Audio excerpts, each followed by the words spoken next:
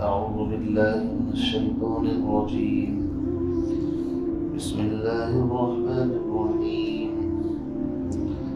قل إن كنتم تحبون الله فاتبعوني يحببكم الله ويغفر لكم ذنوبكم والله غفور رحيم. قل أطيعوا الله والرسول فإن تولوا فإن الله لا يحب الكافرين. إن الله اصطفى آدم ونوحا وآل إبراهيم وآل عمران على العالمين ذرية بعضها من بعض والله سميع عليم. إذ قالت امرأة عمران رب إني نذرت لك ما في بطني محررا فتقبل مني إنك أنت السميع العليم. صدق الله العظيم. سورہ آل عمران میں توحید کا ذکر ہے اور نصرانیت کا رد ہے. نجران کے 60 آدمیوں کا وفد نبی علیہ السلام کی خدمت میں حاضر ہوا اور مسجد نبوی کے اندر آ کر کے باقاعدہ ٹھہرے. کئی روز تک مدینے کے اندر رہے اور نبی علیہ السلام کے ساتھ ان کا مقابلہ، مباحثہ، گفتگو ہوئی. ان کا عقیدہ یہ تھا اور اب بھی ہے کہ عیسیٰ اللہ کے بیٹے ہیں. یہ عیسیٰ علیہ السلام 3 خداؤں میں ایک ہیں، تثلیث کا عقیدہ. تو ان کے اس عقیدے کو دلائل کے ساتھ توڑا گیا. اب تک تقریباً 30 آیات ان میں توحید کا ذکر تھا، اللہ کی وحدانیت کا ذکر تھا اور اس انداز سے رد کیا گیا کہ ان چیزوں کے اندر عیسیٰ علیہ السلام کسی ایک چیز کا بھی اختیار نہیں رکھتے. اور اس کے بعد یہ جو آیات پڑھی گئی ہیں یہاں سے لے کر کے تقریباً آیت 60-62 تک 30-35 آیات میں حضرت عیسیٰ علیہ السلام، ان کی والدہ حضرت مریم اور ان کے والد حضرت عمران، اس پورے خاندان کی جو تاریخ ہے ایک طریقے سے اس کو بیان کیا جا رہا ہے. مقصد یہ ہے کہ عیسیٰ علیہ السلام خدا کے برابر تو کیا کسی بھی اعتبار سے کوئی بھی خدا کے برابر نہیں ہو سکتا. اس لیے کہ عیسیٰ علیہ السلام جو ہیں ان کا تو حسب نسب بھی معلوم ہے، خاندان، قبیلہ، اور جس کو اللہ رب العزت خاندان اور قبیلوں سے جوڑتا ہے وہ خدا نہیں بلکہ خدا کا بندہ ہوتا ہے. سیدھی بات. اگر ان باتوں کو انسان سمجھ لے تو پوری دنیا کا کوئی عیسائی اس مسلمان کا مقابلہ نہیں کر سکتا، اس سے مناظرہ نہیں کر سکتا. ایک ایک آیت میں اللہ کی وحدانیت اور حضرت عیسیٰ علیہ السلام ابن مریم ان کی عبدیت اور بندگی بالکل واضح اس انداز سے بیان کی گئی ہے کہ اگر کوئی حق پرست ہو تو بالکل ایک دم لبیک کہے گا ان باتوں کے اوپر. باقی اگر کسی کے دل کے اندر عناد ہے، بغی بینہم، ضد ہے، ہٹ درمی ہے تو اس کا علاج کسی کے پاس نہیں ہوتا. اس سے پہلی آیات میں اللہ نے فرمایا تھا لا يتخذ المؤمنون الكافرین اولیاء من دون المؤمنین. ایمان والوں کو چاہیے کہ وہ ایمان والوں کو چھوڑ کر غیر ایمان والوں کو اپنا ولی دلی دوست نہ بنائیں. اس کا ذکر تھا. اور اس سلسلے میں نے 4 باتیں آپ کو بتائی تھی. اگر آپ کے یاد ہیں کتنی باتیں بتائی تھی؟ 4 باتیں. ایک مسلمان کے کسی غیر مسلم سے 4 طرح کے تعلقات ہو سکتے ہیں، یا ایک مسلم حکومت کے کسی غیر مسلم حکومت سے 4 طرح کے تعلقات ہو سکتے ہیں. پہلا درجہ تعلقات کا ہے موالات. پہلا درجہ کون سا ہے؟ موالات. मवालात का मतलब होता है दिली दोस्ती। इस्लाम इसकी इजाजत किसी शक्ल में नहीं देता। एक मुसलमान दूसरे मुसलमान के साथ मवालात का ताल्लुक रखे, दिली दोस्ती, दिली हमदर्दी ताल्लुकात, वजह उसकी यह है कि दोनों का नजरिया अलग अलग है। ईमान और कुफ्र इस तरह है जैसे अंधेरा और उजाला, जैसे रात और दिन, जैसे रोशनी और तारीकी, जैसे आग और पानी दोनों एक जगह इकट्ठे नहीं हो सकते। इसी तरीके से बुनियादी बातों के अंदर जो कि फर्क है, इसलिए दिली दोस्ती जिसको मवालात कहते हैं उसकी इजाजत नहीं। तो मवालात के बाद फिर दूसरा दर्जा आता है मदारात। मदारात का मतलब होता है खातिर तवाज़ो करना, अच्छे अखलाक से पेश आना। इस्लाम इसकी इजाजत देता है। चुनांचे पड़ोसियों के साथ हुस्न अखलाक, गैर मुस्लिमों के साथ हुस्न अखलाक, हर एक के साथ इस्लाम हुस्न अखलाक की इजाजत देता है, तरगीब देता है। नबी अलैहिस्सलातु वस्सलाम का खुद रवैया ये था कि आप अपने दुश्मनों के भी दुख सुख में काम आते थे। मक्के के मुशरिकीन जिन्होंने आपको मक्के से निकाला, सहाबा को निकाला, उन पर कहत और वबा ऐसी आई कि खाने के लाले पड़ गए उनके। तो हुजूर अलैहिस्सलातु वस्सलाम ने अबू सुफियान जो मक्के का लीडर था उसके पास सोने चांदी की अशरफियां, गल्ला, अनाज मदीने से ऊंटों के ऊपर लदवा करके भेजा। ये है मदारात। ठीक है, तुम्हारा मजहब अलग, लकुम दीनुकुम वलिय दीन, हमारा दीन अलग, लेकिन इस्लाम मदारात पर पाबंदी नहीं लगाता। मदारात का हुक्म है। खुद नबी अलैहिस्सलातु वस्सलाम का हाल ये था कि आपके यहाँ अगर बकरी ज़बा होती तो आप अम्मा आयशा से पूछते, आयशा हमारा फला यहूदी जो हमारा मतलब वो है हमारे महल्ले के अंदर रहता है, क्या उसके यहाँ भी आपने हदिया पहुँचाया या नहीं पहुँचाया? तो इस्लाम मवालात पर पाबंदी लगाता है, मदारात पर पाबंदी नहीं लगाता।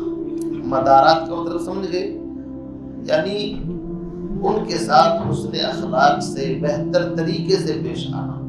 और हमारे इस मुल्क के अंदर आज हमें हुस्न अखलाक की सबसे ज्यादा जरूरत है। अगर हम गैर मुस्लिम भाइयों के साथ हुस्न अखलाक से पेश आएंगे तो वो इस्लाम को समझने की, पढ़ने की कोशिश करेंगे कि भाई मुसलमान होता क्या है आखिर। जो चीज ज्यादा हाईलाइट होती है उसको ज्यादा पढ़ने की कोशिश। हमारे यहाँ पढ़ने का नहीं बल्कि देखने का रवाज है। इसीलिए इस मुल्क की पॉलिसी ये है, फिल्मी ड्रामे और सीरियल बनाए जाते हैं, उन्हें पता पढ़े लिखे तो है नहीं, बस ये देखते हैं और उसी को देख करके असर कबूल करते हैं। लेकिन जो लोग पढ़ने वाले होते हैं, आप अमेरिका, यूरोप, बर्तानिया वहां जाइए, वो लोग पढ़े लिखे होते हैं, वो इस्लाम पर रिसर्च करते हैं कि आखिर इस्लाम है क्या चीज। और जब वो रिसर्च करते करते पहुंचते हैं उसकी गहराई तक, तो फिर वो अशहदु अल्ला इलाहा इल्लल्लाह व अशहदु अन्ना मुहम्मदर रसूलुल्लाह कहकर के ईमान कबूल कर लेते हैं। फिर उनके रास्ते में कोई रुकावट नहीं आती, वो पढ़े लिखे लोग हैं, वो दलील की बुनियाद पर कबूल करते हैं। इसीलिए उन ममालिक के अंदर इस्लाम बड़ी तेजी के साथ फैल रहा है।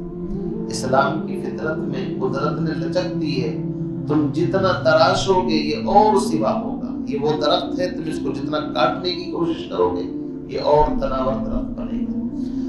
बहरहाल तो दूसरा दर्जा है गैर मुस्लिम के साथ मुदारात। मुदारात करनी चाहिए, जायज ही नहीं बल्कि अफजल है, बेहतर है।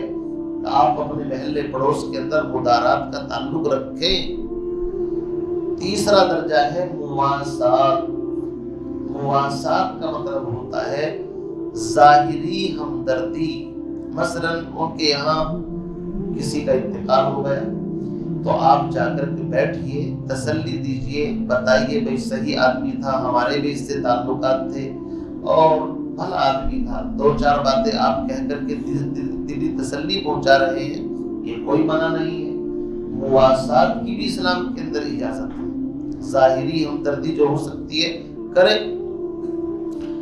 اور تیسرا درجہ ہے معاملات۔ معاملات کا مطلب یہ ہے پارٹنرشپ کے اندر آپ کا کوئی کاروبار ہے اس کے ساتھ، یا آپ کی کوئی ڈیل ہے اس سے، خرید و فروخت ہے، کوئی حرج نہیں ہے، معاملات بھی جائز ہے۔ تو صرف قرآن جہاں منع کرتا ہے وہاں وہ موالات کی بات کرتا ہے۔ کئی جگہ پر قرآن میں یہ آیت ہے، یا ایھا الذین آمنوا لا تتخذوا اليهود والنصارى اولیاء، ان کو اپنا دلی دوست مت بناؤ۔ یا ایھا الذین آمنوا لا تتخذوا الکافرین اولیاء، کہیں فرمایا کہ یا ایھا الذین آمنوا لا تتخذوا بطانۃ من دونکم لا یعلونکم خبالا، ان کو اپنا دلی دوست، اپنا اندر کا راستہ مت بناؤ، یہ اسلام کے مزاج کے خلاف ہے۔ بس اتنی بات ہے۔ تو یہ سمجھیے ربط یہ ہے کہ پہلی آیات میں چونکہ موالات کا ذکر تھا کہ ان کے ساتھ موالات نہیں کرنی چاہیے، تو اب سوال یہ پیدا ہوتا ہے پھر دلی دوستی کس کے ساتھ رکھیں، یہ تو سوال پیدا ہوتا ہے نا۔ اور قرآن کا اصول یہ ہے کہ اگر ایک طرف ایک فریق کی بات کرتا ہے تو اس کے مقابل پہ جو دوسری جماعت ہوتی ہے اس کا ذکر بھی کرتا ہے۔ اگر جنت کا ذکر ہے تو ساتھ ساتھ آپ قرآن پڑھیے گہرائی کے ساتھ، جہنم کا بھی وہیں پر آپ کو ذکر ملے گا۔ کیوں؟ اس لیے کہ اہل جنت کی صفات اختیار کرو گے تو بہت نفع ہوگا، اور اگر ان صفات کو اختیار نہیں کرو گے تو پھر جہنم کے حقدار بن جاؤ گے۔ اس لیے دونوں پہلوؤں کو قرآن بیان کرتا ہے، اچھائی کے راستے کو بھی، برائی کے راستے کو بھی، تاکہ برائی سے بچ کر کے اچھائی کے راستے پر انسان چل سکے۔ تو جب غیر ایمان والوں کے ساتھ ممانعت کر دی کہ موالات جائز نہیں، دوستی جائز نہیں، تو اب سوال خود بخود پیدا ہوا پھر دوستی کن سے کی جائے، کن کا اتباع کیا جائے۔ تو اللہ نے ان آیات میں جو آج میں نے پڑھی ہے، آیت نمبر 31، 32، 33، ان میں ان لوگوں کا ذکر فرمایا ہے کہ جن سے دلی دوستی رکھنی چاہیے، جن سے اپنے تعلقات ہمدردی کے استوار کرنے چاہیے۔ ان میں سب سے پہلا درجہ ہے اللہ کا، اور پھر ہے رسول اللہ صلی اللہ علیہ وسلم۔ اسی لیے اس انداز میں فرمایا، قل اے نبی آپ اعلان کر دیجئے، آپ لوگوں کو سمجھا دیجئے، ان کنتم تحبون اللہ، اگر تمہیں اللہ سے محبت کا دعویٰ ہے کہ ہم اللہ سے محبت کرتے ہیں، تو تمہارا یہ دعویٰ اس وقت تک معتبر نہیں ہو سکتا جب تک کہ میرے رسول صلی اللہ علیہ وسلم کی زندگی تمہاری زندگی سے میچ نہ کر جائے، جب تک ان کا اتباع نہیں ہوگا اللہ سے محبت کا دعویٰ جھوٹا اور باطل ہے۔ فرمایا فاتبعونی، بس آپ ان سے کہہ دیجئے اگر تمہیں اللہ سے محبت کا دعویٰ ہے تو یاد رکھو اللہ سے محبت چھپی ہوئی ہے میرے اتباع کے اندر۔ اگر تم میرا اتباع یعنی نبی علیہ السلام کا اتباع کرو گے، فائدہ کیا ہوگا؟ نقد انعام یہ ملے گا، یحببکم اللہ، اللہ بھی تم کو اپنا محبوب بنا لے گا۔ یعنی تم اللہ سے محبت کرنا شروع کرو گے، محبت کرتے کرتے کرتے خود تم محبوب بن جاؤ گے، پسندیدہ بن جاؤ گے۔ اتنی بڑی بات۔ اور یہی نہیں، وَيَغْفِرْ لَكُمْ ذُنُوبَكُمْ، چھوٹی موٹی لغزشیں کوتاہیاں اگر تم سے ہوں گی اللہ ان کو معاف فرما دے گا۔ وَيَغْفِرْ لَكُمْ ذُنُوبَكُمْ۔ کوئی یہ سوچے کہ ہم تو بشر ہیں اور کمزوریوں سے بنے ہوئے ہیں، ہم سے تو لغزشیں کوتاہیاں ہوتی ہیں، ہم کیسے اتنی اونچی ہستیوں سے محبت کر سکتے ہیں، ہم کیسے اللہ کے محبوب بن سکتے ہیں، کہاں تو وہ پاکیزہ ہستی، کہاں ہم جیسے گنہگار۔ اللہ نے فرمایا اس کی ٹینشن نہ لو، یہ گناہ میں تمہارے معاف کر دوں گا، تبھی تو تم کو اپنا محبوب بناؤں گا۔ ایک چیز ہے اطاعت اور ایک ہے اتباع۔ اتباع کا مطلب ہوتا ہے حکم ماننا، فرما برداری کرنا۔ اتباع احکام کے اندر ہوتا ہے، یعنی حکم ماننا، فرما برداری کرنا۔ اور اطاعت کا مطلب ہوتا ہے کسی کے پیچھے پیچھے چلنا۔ اطاعت یہ عام ہے، اللہ کے نبی علیہ الصلوۃ والسلام کے ہر عمل کے اندر آپ کی نقل، آپ کی پیروی، آپ کے پیچھے پیچھے چلنا، اس کا نام اطاعت ہے۔ میرے نبی علیہ الصلوۃ والسلام نماز کیسے پڑھتے تھے، میں ایسے نماز پڑھنے کی کوشش کروں، یہ ہے اتباع، یہ ہے اطاعت۔ پیغمبر علیہ السلام کھانا کیسے کھاتے تھے، میں بھی اسی کی نقل کروں، یہ ہے اطاعت، پیروی۔ میرے محبوب صلی اللہ علیہ وسلم کسی مسلمان کی عیادت کس طرح کرتے تھے، میں بھی اسی انداز پر آپ کے پیچھے پیچھے قدم بقدم چلوں، یہ ہے اطاعت۔ پیغمبر علیہ السلام کا حلیہ کیسا تھا، آپ کے چہرے پر داڑھی کتنی بڑی تھی، آپ بال کس طرح کے رکھتے تھے، آپ لباس کس طرح کا پہنتے تھے، آپ کس طرح چلتے تھے، ہر چیز کے اندر نبی علیہ الصلوۃ والسلام کی پیروی، آپ کے پیچھے چلنے کا نام اتباع ہے۔ صرف نماز میں نہیں، پیغمبر علیہ السلام نے 4 بیٹیوں کی شادی کی ہے، تو میں شادی نبی کے طریقے پر کروں۔ آپ علیہ الصلوۃ والسلام کے رشتہ داروں میں انتقال ہوا ہے تو آپ نے کس طریقے سے ان کی تجہیز و تکفین فرمائی ہے۔ الغرض 24 گھنٹے کی زندگی کا جو دین ہے، عقائد، عبادات، معاملات، معاشرت، اخلاق، ساری کی ساری چیزوں کے اندر پیغمبر علیہ الصلوۃ والسلام کی اتباع، پیروی کا نام کیا ہے؟ دین ہے۔ اسی کا نام اللہ کے نبی کی اطاعت ہے، اور اسی کا اس میں حکم دیا گیا۔ نصارہ کے پاس جب کوئی دلیل نہ بچی، سب وہ ہار گئے، تو انہوں نے کہا کہ دیکھو، ہم اللہ سے محبت کرتے ہیں اور عیسیٰ علیہ السلام اللہ کے محبوب بندے ہیں، اس لیے ہم ان کو خدا کا بندہ گوڑ اور جو ان کو درجہ دے رہے ہیں کہ ہم ان سے محبت کریں گے، وہ اللہ سے ہمیں ملا دیں گے۔ ساری دنیا کا باطل یہی کہتا ہے، اگر آپ کسی غیر ایمان والے سے یہ کہیں کہ آپ ان کی پوجا پرستش کیوں کرتے ہیں، یہ تو اللہ خدا نہیں ہے، وہ اس بات کو کہے گا جس کا ذکر قرآن میں آیا ہے، ما نعبدهم الا ليقربونا الى الله زلفا، ہم ان کی عبادت اس لیے کرتے ہیں کہ یہ اللہ کے خاص تھے، ہمیں یہ اللہ کے قریب کر دیں گے۔ سمجھ رہے آپ؟ جتنے لوگوں کی انہوں نے تصویریں بنا رکھی ہیں، اپنے زمانے میں کچھ نہ کچھ انہوں نے بڑا کارنامہ انجام دیا ہے، تو ان کے اعتبار سے ان کو بڑا سمجھتے ہیں۔ اب ان کا عقیدہ یہ ہے کہ یہ اللہ کے خاص ہیں، ہم ان کے پاس جائیں گے تو وایا وایا ہو کر کے کہاں پہنچ جائیں گے؟ اللہ تک پہنچ جائیں گے۔ یہی حال ہمارے بریلوی بھائیوں کا بھی ہے۔ ان سے پوچھتے ہیں، آپ مزاروں پر ماتھا کیوں ٹیکتے ہیں، چراغ کیوں جلاتے ہیں، چادریں کیوں چڑھاتے ہیں، اگربتی کیوں سلگاتے ہیں؟ یہ کہتے ہیں کہ جی ہم تو اللہ کو اللہ مانتے ہیں، نبی کو نبی مانتے ہیں، لیکن چونکہ یہ ولی ہیں، اللہ کے دوست ہیں، اس لیے ہم ان کے پاس آئیں گے تو یہ ہماری دوستی ان کی چلتی ہے اللہ کے ہاں، ہمارا تعلق اللہ سے اسپیشل والا کرا دیں گے۔ تو یاد رکھیے، اللہ رب العزت نے ہر انسان کو دعوت دی ہے کہ جس طرح میرے نیک بندے وہ تھے، تم بھی میرے نبی کا اتباع کر کے ایسے ہی نیک بن سکتے ہو۔ ساری انسانیت کو دعوت ہے۔ اس کا مطلب یہ ہے کہ ہم یہ نہیں کہ بس انہی کے پیچھے نہیں، ہم خود ان جیسا بن سکتے ہیں اگر ہم اطاعت اور پیروی کریں اللہ اور رسول اللہ صلی اللہ علیہ وسلم۔ کہ ولایت کے دروازے بند ہیں کھلے ہوئے ہیں؟ بتاؤ بھائی، ولایت کا دروازہ بند ہو چکا کیا؟ نبوت کا دروازہ بند ہوا ہے، صرف نبوت کا دروازہ تو بند ہو چکا ہے، خاتم الانبیاء تشریف لا چکے، آپ کے بعد کوئی کسی طرح کا نبی نہیں آئے گا، نہ ذلی، نہ بروزی، نہ کسی طرح کا کوئی اور، بلکہ جس کا عقیدہ یہ ہو کہ پیغمبر کے بعد کوئی نبی پیدا ہوگا یا نبی آئے گا تو وہ نبی تو کیا، وہ تو امتی بھی نہیں رہے گا، وہ تو ایمان سے خارج ہے۔ سمجھے نہیں؟ نبوت کا دروازے بند، لیکن ولایت کے دروازے کھلے ہیں اور قیامت تک کھلے رہیں گے، اس بات کو یاد رکھنا۔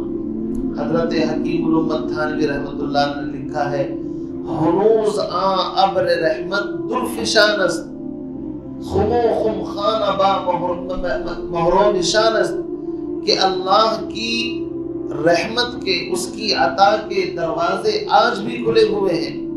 ہنوز آن ابر رحمت، رحمت کا دریا برسنے کے لیے تیار ہے۔ اللہ کی محبت کے شراب کے مٹکے اور جام آج بھی رکھے ہوئے ہیں، بشرطے کہ کوئی ان کو اٹھا کر کے پینے والا ہو۔ آپ بھی جنید بغدادی بن سکتے ہیں، آپ بھی شبلی بن سکتے ہیں، آپ بھی حسن بصری بن سکتے ہیں، یعنی نیکی کے اعتبار سے، ولایت کے اعتبار سے، لیکن شرط ایک ہی ہے، ایک ہی فرما ہے، اللہ اور اس کے رسول کی غلامی۔ اللہ اور اس کے رسول کی اطاعت کا مطلب غلامی۔ جو جتنا نبی اور رسول کی غلامی کے اندر اللہ کے نبی علیہ السلام کی غلامی میں اپنے آپ کو لگائے گا، وہ اتنا ہی بڑا ولی اور اللہ کا دوست ہے۔ اسی لیے کسی نے کہا ہے کہ شہ کونین کی سنت پہ جو عامل نہیں ہوتا، یعنی جو نبی کے طریقے کو اپنی زندگی میں فالو نہیں کرتا، شہ کونین کی سنت پہ جو عامل نہیں ہوتا، وہ کچھ بھی کر رہا ہو کچھ اسے حاصل نہیں ہوتا۔ کرشمے لاکھ دکھلائے ولی اس کو کہے دنیا، گروہ اولیاء میں وہ کبھی شامل نہیں ہوتا۔ اولیاء کے گروہ میں وہی شامل ہوگا جو نبی علیہ السلام کا جتنا اتباع کرنے والا ہوگا۔ بس ولایت کا دار و مدار ہواؤں میں اڑنے پر نہیں ہے۔ جادوگر بھی ہواؤں پر اڑتے ہیں، سمجھے نہیں؟ پانی پر مسلح بچھانا یہ کوئی کمال نہیں ہے، پانی کے اوپر لکڑی بھی تیرتی ہے۔ اصل کامیابی کا فارمولہ یہ ہے کہ نبی کی زندگی سے اس کی زندگی میچ کر جائے، بس یہی پیٹرن ہے، پیٹرن نبی کی زندگی ہے۔ اس کے جتنا ہم قریب ہوں گے اتنا وہ شخص اللہ کا بندہ، نیک، ولی، بزرگ ہے۔ حضرت جنید بغدادی رحمۃ اللہ علیہ کے پاس ایک شخص 10 سال رہا، کوئی مرید تھا۔ 10 سال کے بعد کہنے لگا حضرت میں جو خانقاہ کے اندر آیا میرا وقت برباد ہو گیا، 10 سال سے مجھے یہاں پر کچھ بھی نہیں ملا۔ حضرت نے فرمایا بھائی تم کس چیز کے لیے یہاں پر آئے تھے؟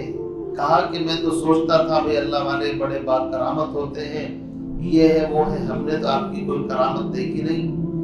لوگ کرامتوں کو بزرگی سمجھتے ہیں، بھائی حضرت نے دعا کرا دی تھی بارش فوراً ہو گئی نہیں پر ایک دم۔ آپ نے سنے ہوگا اس طرح کے واقعات۔ حضرت سفر میں جا رہے تھے، گاڑی میں پیٹرول ختم ہو گیا، بس 5 کلومیٹر تک تو بغیر پیٹرول کے چل گئی گاڑی۔ یہ جھوٹ، یہ غلط، اس طرح کی باتیں دین کے اندر ہم نے داخل کر کے لوگوں کا راستہ روک دیا۔ یہ کوئی بزرگوں کے مطلب یہ نہیں ہے۔ اللہ کی مدد تو کافر کے ساتھ بھی آ جاتی ہے۔ بھائی صاحب کہاں ہیں آپ؟ اللہ کی مدد کافر کے ساتھ بھی آتی ہے۔ جملے کو سن لینا آپ میرے، اور کان دل کے کانوں سے سننا۔ اللہ کی مدد تو شیطان کے ساتھ بھی آئی۔ شیطان کو اللہ نے کہا اخرج، گیٹ آؤٹ، نکل یہاں سے، جب اس نے آدم کو سجدہ نہیں کیا تو اس نے اس وقت اللہ سے مہلت مانگی، ربی انظرنی الی یوم یبعثون، اللہ تجھے یہاں سے بھگا رہا ہے، میں جاتا ہوں لیکن میری ایک بات سن، مجھے قیامت تک کے لیے مہلت چاہیے۔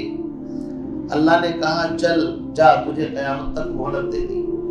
بتائیے اتنے بڑے گستاخ اور مجرم جس کو اللہ بھگا رہا ہے اپنے یہاں سے، سمجھے نہیں، راندہ درگاہ کر رہا ہے، اللہ اس کی بھی دعا کو سن رہا ہے۔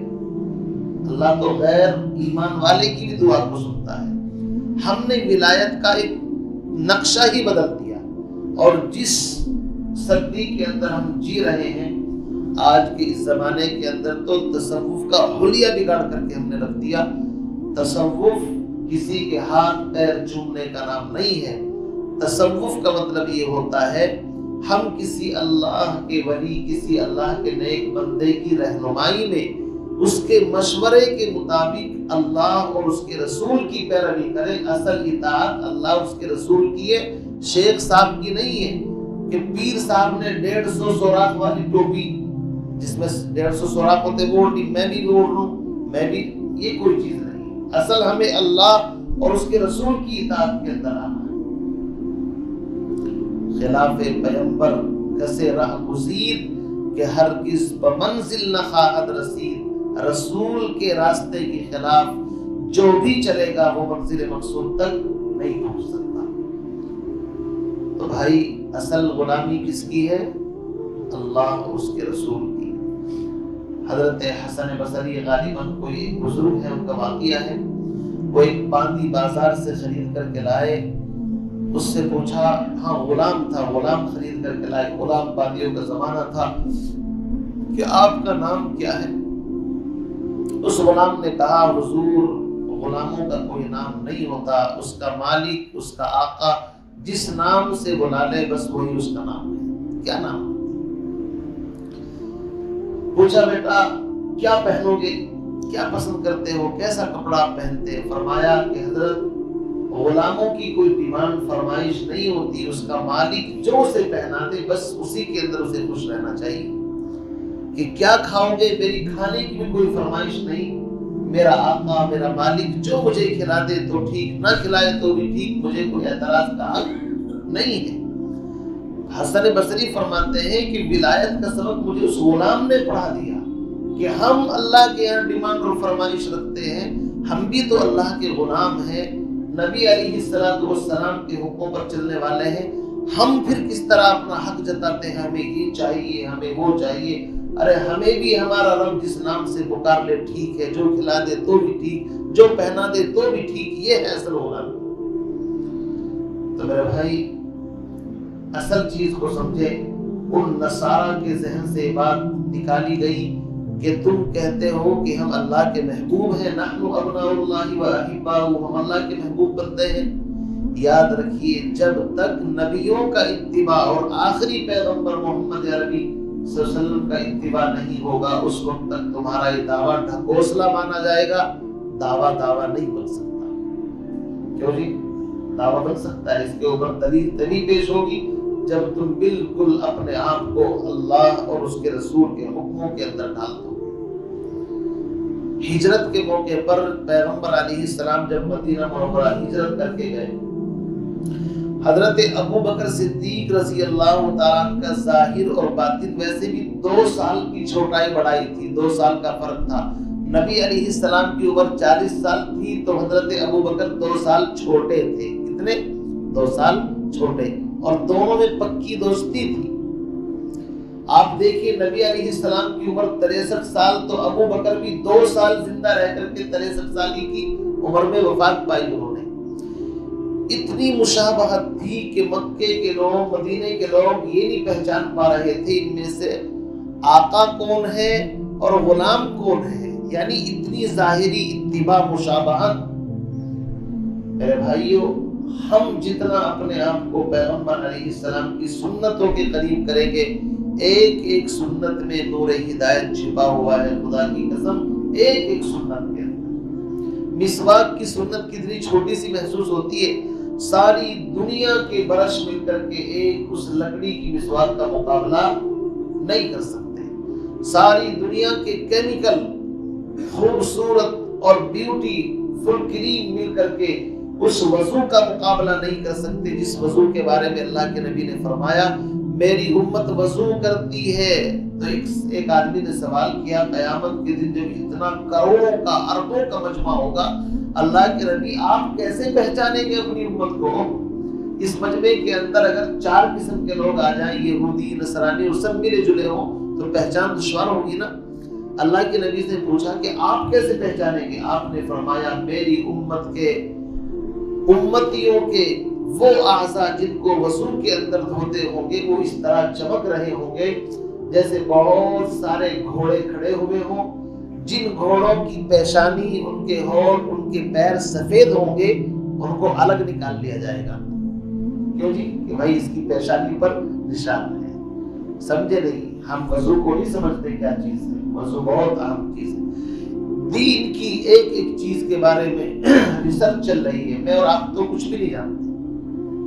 ہمارا دشمن وہ دین کے بارے میں ریسرچ کرتا ہے اور ریسرچ کر کے اسلام قبول کر لیتا ہے۔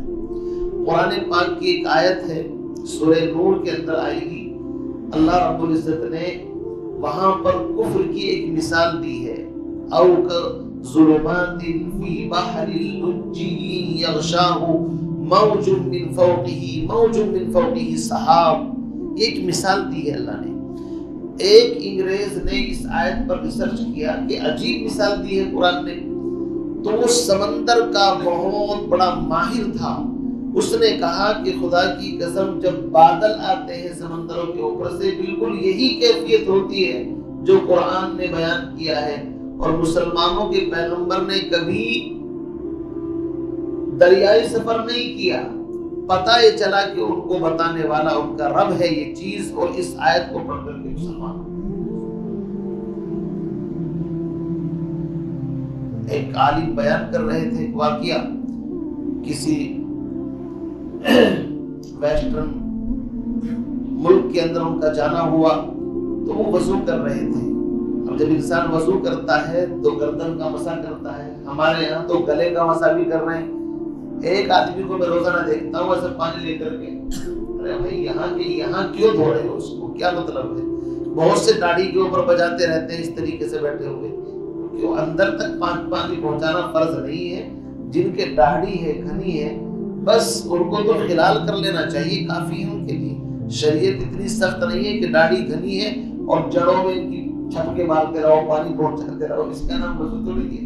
ہم سے وضو بھی کرنا نہیں آتا، تو بہت سے لوگ یہاں گلے کا مسح کرتے ہیں، گلے کا مسح بدعت ہے، گردن کا مسح کرنا چاہیے پیچھے کی طرف یہاں۔ تو ایک ڈاکٹر جو اپنے فیلڈ کا بڑا ماہر تھا اور جو ڈاکٹروں کی ٹیم کو پڑھاتا تھا، اور کہاں اس کی ذمہ داری تھی؟ جو ہاف مائنڈ ہوتے ہیں، پاگل ہوتے ہیں، ان کا وہ سب سے بڑا ڈاکٹر تھا۔ مسلمان کو وضو کرتے دیکھا، وضو کرتے کرتے جب اس نے گردن کا مسح کیا تو اس نے اس کو بلایا کہ بھائی تم نے یہ ہاتھ پیر دھوئے ہیں، چلو سمجھ میں آ رہا ہے، یہ پیچھے تم نے جو مطلب ہاتھ پھیرا ہے، یہ بھیگا ہوا ہاتھ، یہ کیا ہے؟ اب مسلمانوں کو تھوڑی پتا، وہ تو بس یہی جواب دے گا جی ہمارے نبی نے یہی طریقہ ہم کو بتایا ہے، بس ہمارے پاس تو سمپل جواب ہے۔ اس نے بھی وہی جواب دیا کہ وضو کے آداب میں سے ایک ادب ہے، مستحب ہے کہ گردن کا مسح کر لیا جائے۔ تو اس نے کہا کہ تمہارے نبی نے تم کو یہ بتایا ہے کہ جی ہمارے نبی نے، تو اس کو اسلام کا شوق پیدا ہوا۔ اس نے قصہ مختصر یہ ہے اپنی گفتگو کے اخیر کے اندر کہا کہ میں آج ڈاکٹروں کی اس ٹیم کا سب سے بڑا سینئر استاذ، اتنے دن سے میں ان کو پڑھا رہا ہوں اور مینٹلوں کا علاج کر رہا ہوں، ہماری تحقیق اور ریسرچ یہاں تک پہنچ چکی ہے کہ گردن کے قریب میں ایک نس ہوتی ہے، اگر اس کو تھوڑا سا تر کر دیا جائے، یعنی ہلکا سا ہاتھ بھیگا ہوا پھیر لیا جائے، تو زندگی میں وہ شخص کبھی پاگل پن کے اندر مبتلا نہیں ہو سکتا۔ ادنا درجے کے مستحب کے اندر وہ فائدہ ہے جو سنتوں میں ہوگا، اس کو تو بیان ہی نہیں کر سکتا۔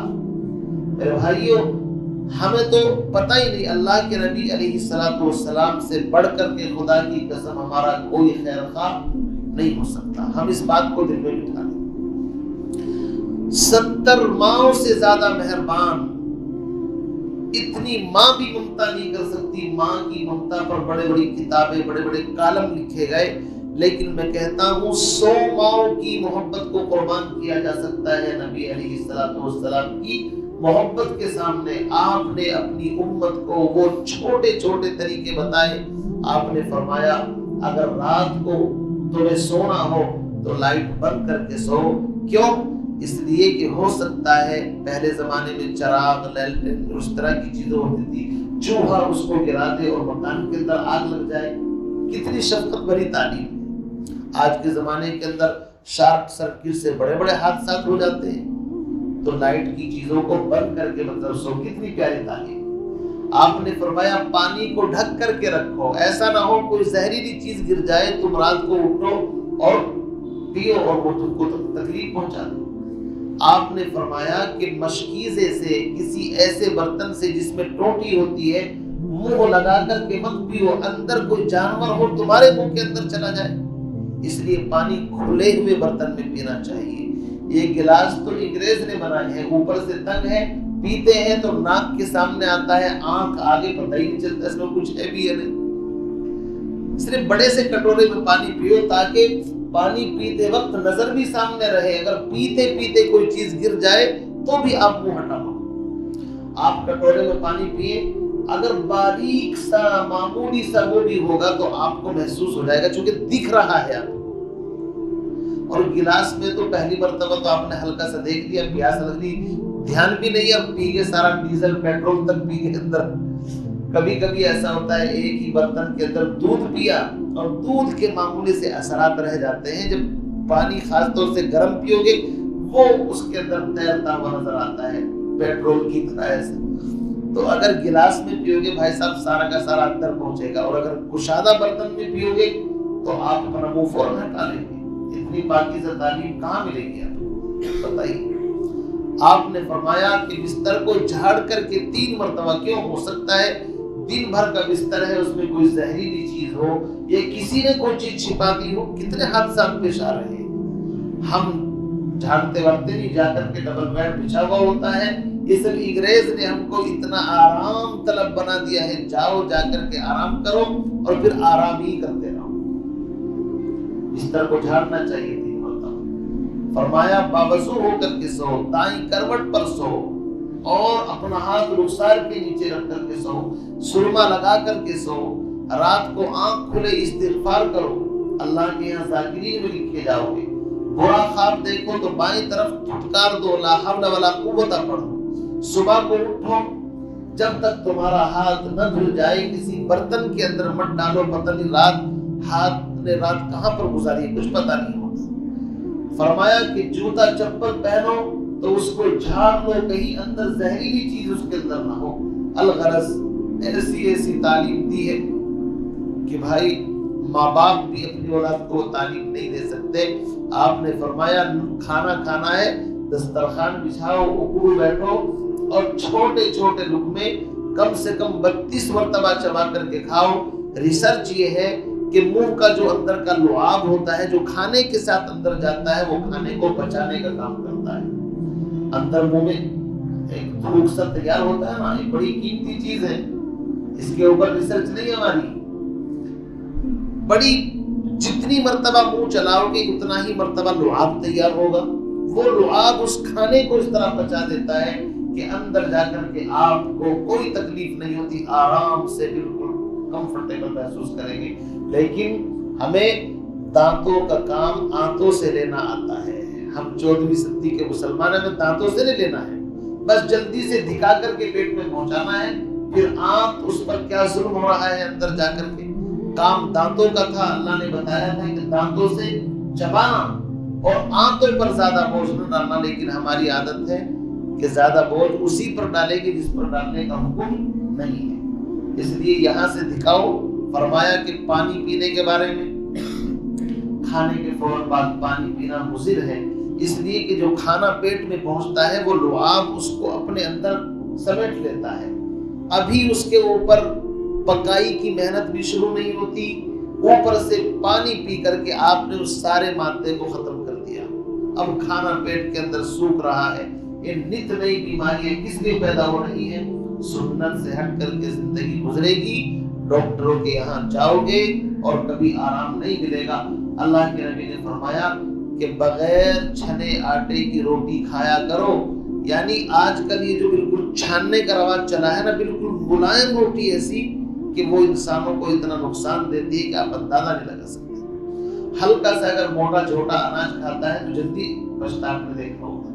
پہلے گاؤں دیہات کے لوگ باجرے کی روٹی، فلاں کی روٹی ایسی موٹی چھوٹی کھاتے تھے، اچھے تندرست رہتے تھے، ہاضمہ بھی فٹ، تندرستی بھی فٹ، نہ کوئی ان کو ایسی مطلب گیس بنتا تھا، نہ تیزاب، نہ کچھ۔ اور جب سے یہ نت نئی چیزیں، نئے نئے مسالے مارکیٹ کے اندر آئے ہیں، الامان والحفیظ، میرے کہنے کا مقصد آپ سمجھ گئے ہوں شاید کہ زندگی میں صرف عبادت میں نبی کا اتباع نہیں، ہر چیز کے اندر نبی علیہ الصلوۃ والسلام کا اتباع کریں گے تو جا کر کے ہم اللہ کے محبوب بنیں گے۔ آگے بات سمجھ میں اسی کو فرمایا قل ان کنتم تحبون اللہ فاتبعونی یحببکم اللہ ویغفر لکم ذنوبکم واللہ غفور رحیم۔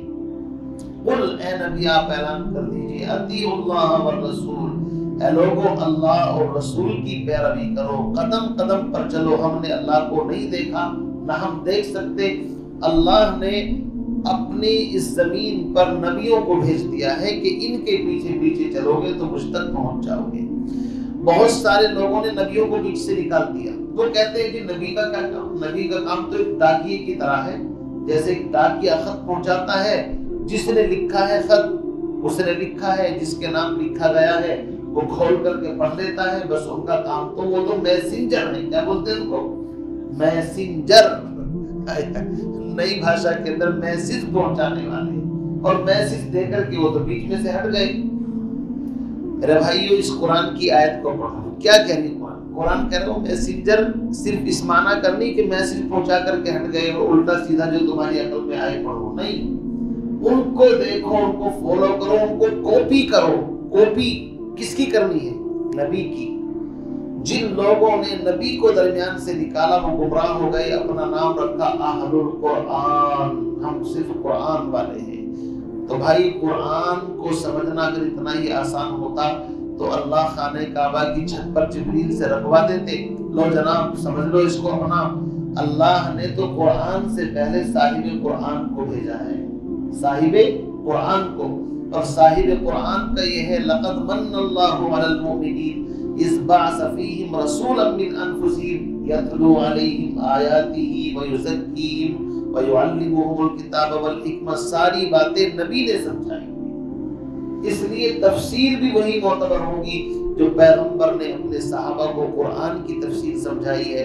اگر میں یا آپ اپنے دماغ سے کسی آیت کا کوئی مطلب سمجھے تو میرے اور آپ کے دماغ کا کوئی اعتبار نہیں ہے، ہمیں وہیں چلنا پڑے گا، انہی راستوں سے گزرنا پڑے گا۔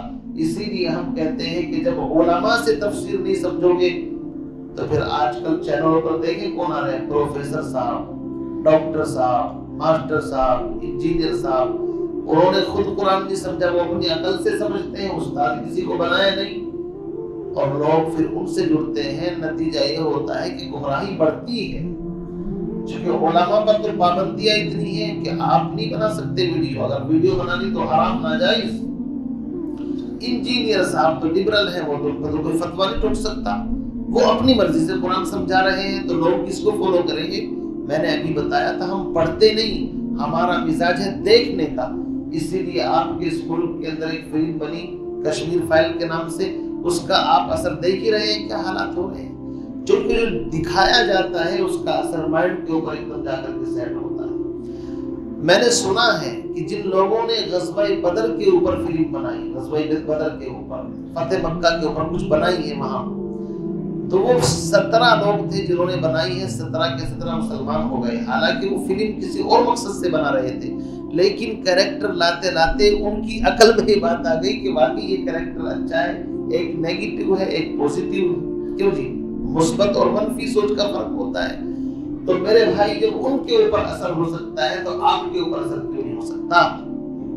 اس لیے ہمیں چاہیے کہ ہم صحیح راستے سے، صحیح معتبر علماء سے، جو بار بار کہتے ہیں معتبر علماء سے دین سیکھیں، ورنہ یوٹیوب چینل کے اوپر جاؤ، کوئی پروفیسر صاحب، کوئی ڈاکٹر صاحب، کوئی انجینئر صاحب، کوئی ماسٹر صاحب، ان کی دین کی مطلب صرف جنرل نالج ہوتی ہے، معلومات، باقی وہ کسی استاد، جیسے میں نام نہیں لینا چاہتا لیکن لے بھی لیکن کیا فرق پڑے، جاوید غامدی صاحب آپ نے نام سنا ہوگا، ہے اس طرح کے لوگ ان کو بھی فالوورز ہزاروں لاکھوں کی تعداد میں، حالانکہ انہوں نے اپنا علم اپنی معلومات کی بنا پر اکٹھا کیا ہے، کسی کو استاد نہیں بنایا، اسی لیے ان کے فتوے پھر اس طرح کے آتے ہیں، الگ الگ طرح کے فتوے، سمجھے نہیں؟ اس لیے ہم کہتے ہیں کہ فتوے کا کام فتوے والوں سے پوچھو جو علماء ہیں، اور ڈاکٹری کا کام علاج کرانا ہے تو ڈاکٹر صاحب سے کراؤ، اور کوئی آپ کو بلڈنگ بنوانی ہے تو انجینئر صاحب سے ملو، اپنے اپنے فیلڈ میں ہر آدمی ماہر ہوتا ہے، لیکن دین اتنا لاوارث ہے کہ اس کے کوئی بھی آ کر کے ذمہ دار بن جاتا ہے کہ ہم بھی دین کو سمجھائیں گے۔ تو دین سمجھنا ہر ایک کے بس کی بات نہیں، سمجھانا بھی ہر ایک کے بس کی بات نہیں، صحیح معتبر راستوں سے ہی دین سیکھنا چاہیے۔ تو جو لوگ یہ کہتے ہیں کہ صرف نبی کی ضرورت نہیں، وہ اس آیت کو کان کھول کر کے سن لے۔ اللہ فرما رہے فَاتَّبِعُونِی، میرے محبوب کا اتباع کرنا پڑے گا، تب جا کر کے مجھ تک پہنچو گے۔ قُلْ اطیعوا اللہ والرسول، اے نبی آپ فرما دیجئے اللہ اور رسول کی اطاعت کرو۔ فَإِن تَوَلَّوْا، بس اگر یہ روگردانی کرے، منہ موڑے، نہ مانے، جیسے آج تک نصارہ نے مانا نہیں، مباحثہ بھی ہو چکا، سمجھا بھی دی گیا، اہل کتاب نے نہیں مانا اور نہیں مانتے، فَإِنَّ اللَّهَ لَا يُحِبُّهُمْ، اصل میں ہونا چاہیے تھا اللہ ان سے محبت نہیں کرے گا، لیکن اللہ نے ظاہر کر کے بتایا فَإِنَّ اللَّهَ لَا يُحِبُّ الْكَافِرِينَ، اللہ تعالیٰ ایسے کافروں سے محبت نہیں کرتا۔ اشارہ اس طرف ہے جو اللہ اور اس کے رسول کی اطاعت سے منہ موڑے گا۔ عزیز کہ از در گہش سر بتاف، باہر در کے شدھ ہے عزت نیاف، فرماتے ہیں کہ اے عزیز، اے میرے پیارے، جس نے بھی اپنا رخ، اپنی گردن اللہ کے دروازے سے موڑ لی، خدا کی قسم اللہ کے در کو چھوڑ کر جس دروازے پر بھی جائے گا دھکے ملیں گے، اس کو عزت نہیں مل سکتی۔ عزیز کہ از در گہش سر بتاف، بہر در کے شدھ ہیچ عزت نیاف، عزت اگر چاہتے ہیں کہ محمد سے وفا تو نے تو ہم تیرے ہیں، یہ جہاں چیز ہے کیا لوح و قلم تیرے ہیں، پھر آسمان بھی تیرا، زمین بھی تیری۔ اسی لیے تو ایک بزرگ سے کسی نے پوچھا کیا حال ہے، کہا کیا پوچھنا ہے اس آدمی کا کہ جس کی بادشاہت آسمانوں پر، زمینوں پر، ساری چیزوں پر ہو۔ انسان سوچے گا بھئی ان کی بادشاہت آسمان زمین پر کیسے ہو سکتی ہے؟ فرمایا کہ میں نے اصل میں اپنے آپ کو اللہ کے حکموں کا پابند کر لیا، اور مجھے کسی بات پر کوئی اعتراض نہیں، میرا رب مجھے جس حال میں رکھے میں اسی حال میں خوش ہوں، اس لیے میں سمجھتا ہوں کہ آسمان بھی میرا، زمین بھی میری، ساری چیزیں ہماری ہیں، چونکہ مجھے کسی چیز میں کوئی اعتراض نظر نہیں آتا۔ اس لیے میرے بھائی فَإِن تَوَلَّوْا فَإِنَّ اللَّهَ لَا يُحِبُّ الْكَافِرِينَ، تو یہاں سے پہلے توحید کا ذکر تھا، اب رسالت کا ذکر ہے۔ پہلے نہ ماننے والوں کا ذکر تھا کہ کن سے دوستی نہیں کرنی، اب ان لوگوں کا ذکر چل رہا ہے کن سے دوستی، کن سے تعلق اور کن کے نقش قدم پر چلنا ہے۔ تو سیدھا سیدھا مضمون سمجھ میں نہیں آ رہا ہے۔ اللہ تعالیٰ سے دعا فرمائیں۔ آگے جو پھر آیت نمبر 32 سے لے کر کے 63 تک جو مضمون چلا ہے وہ خاص ان لوگوں کا ہے کہ جو سلیکٹڈ بندے تھے، اللہ کے چنے ہوئے بندے۔ سمجھانا یہ ہے کہ دیکھو ہر زمانے میں ایک ہی جیسے حالات نہیں، پہلے آدم علیہ السلام آئے، پھر نوح علیہ السلام، پھر ابراہیم علیہ السلام، ہوتے ہوتے یہ سلسلہ حضرت عمران، پھر حضرت مریم، زکریا، وہاں سے گزرتے گزرتے آج محمد عربی صلی اللہ علیہ وسلم تک پہنچ گیا ہے۔